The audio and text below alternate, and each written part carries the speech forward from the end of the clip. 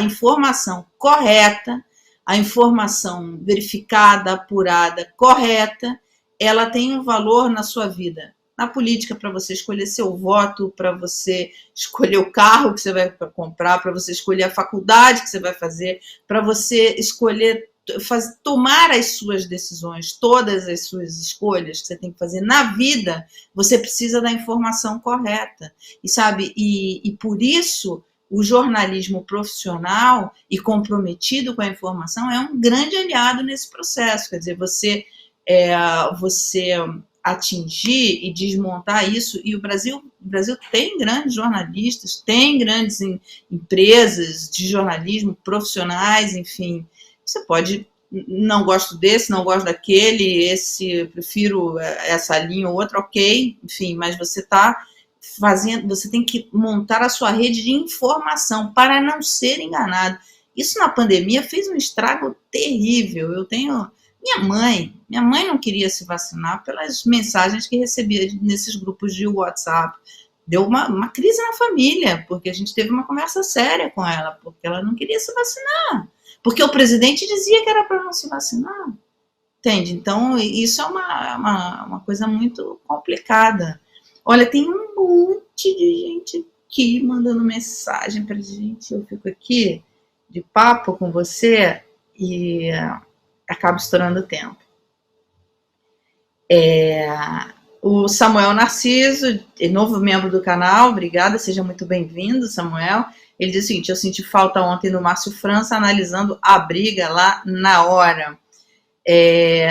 O Darilson diz o seguinte: se a pessoa não tem capacidade de se defrontar com uma opinião ou visão diferente da sua, como ela vai ter capacidade de representar alguém ou uma coletividade? Democracia consiste em pluralidade. Você falou uma coisa, Priscila, e o Dario está reforçando aqui. O presidente deu uma declaração recentemente que ele fala assim, né? A gente tem, não sei exatamente quais foram as palavras, mas a ideia é o seguinte: ele dizia o seguinte, olha, a gente tem que convencer quem pensa diferente. Não, você não precisa convencer quem pensa diferente. É bom você debater com quem pensa diferente. A diversidade ajuda a gente a crescer, enfim, alimenta nossas ideias, né? Mas parece que é um pecado hoje você ter debates e diversidade. É impressionante isso, né? É impressionante esse apego a verdades que foram construídas, né? E a grande pergunta que fica, talvez, nisso tudo é o que a gente ganha quando a gente desconstrói um jornalista, né? Assim, aquele velho ditado, né, do que quem não deve não tem. Se aquilo que o jornalista levanta contra mim, contra o meu governo, contra o meu, né, a minha atuação na esfera pública não procede, né, eu tenho meios de fazer esse contraditório. Eu pego as ações, eu pego aquilo que está sendo feito, aquilo que está sendo, né, os resultados da minha atuação, e eu vou e devolvo isso como informação. Inclusive, isso é dever, isso não é favor que nenhum governante faz, não é. Isso sempre foi assim. Esses desconfortos, eles são próprios, né, do conflito intrínseco dessa relação, de que existe alguém sempre vigiando aquele que está no poder.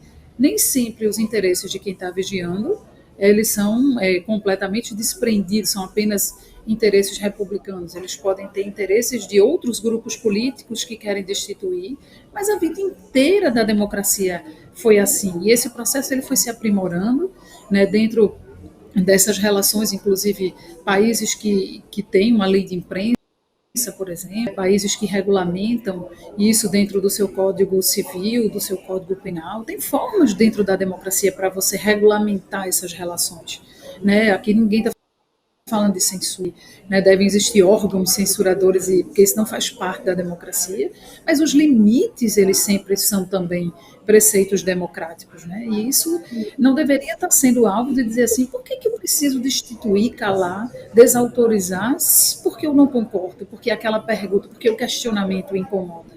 Então, a grande pergunta que a sociedade deveria estar se fazendo nesse momento é por que o questionamento incomoda, né? Quando a gente deveria, né? O próprio ex-presidente Lula, ele, durante todos os seus anos como presidente, ele sempre soltava, né, algumas críticas, e tal jornal quer me destruir, tal veículo está aliado com os meus adversários para me destituir.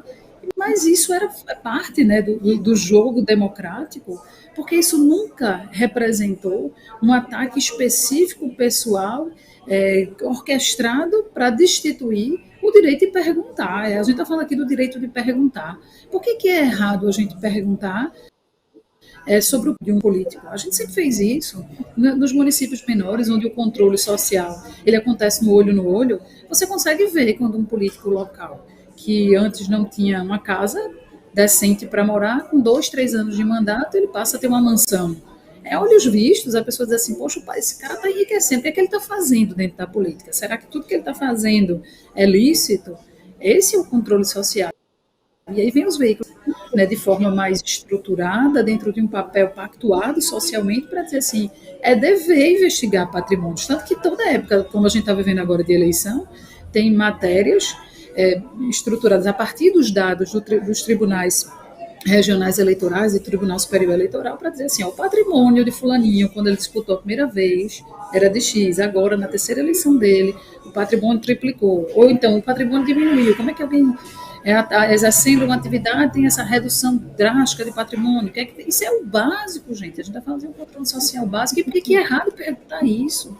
Né? Porque necessariamente quem está perguntando é porque é anti alguma coisa. A pessoa pode estar perguntando porque é dever do cidadão e da imprensa fazer isso. Né? Eu acho que é essa recolocação. Perguntar por que um governo tomou decisões X, Y, Z sobre a compra de vacinas, seja vacina contra a Covid ou qualquer outra doença, é legítimo. Por que não é legítimo perguntar? Por que é um desserviço você perguntar por que um governo comprou mais e por que comprou menos? Eu me pergunto, no meu contexto aqui do estado de Pernambuco, por exemplo, a gente não está vendo mais os postos de vacinação. Tem muita gente com dose atrasada. Cadê a vacina? Não tem mais vacina, não está chegando. Aqueles profissionais todos que estavam envolvidos, né, na aplicação de vacina, onde é que eles estão, quanto é que eles custaram para o estado de Pernambuco? É legítimo, por que eu não posso perguntar isso? Não, nesse caso, não como jornalista, como cidadão. Né? Então, é sobre isso, sabe? Assim, essa ânsia de calar, de aniquilar, de destituir, ela deveria ser substituída por um debate de argumentos. Está aqui o argumento, está aqui a pergunta.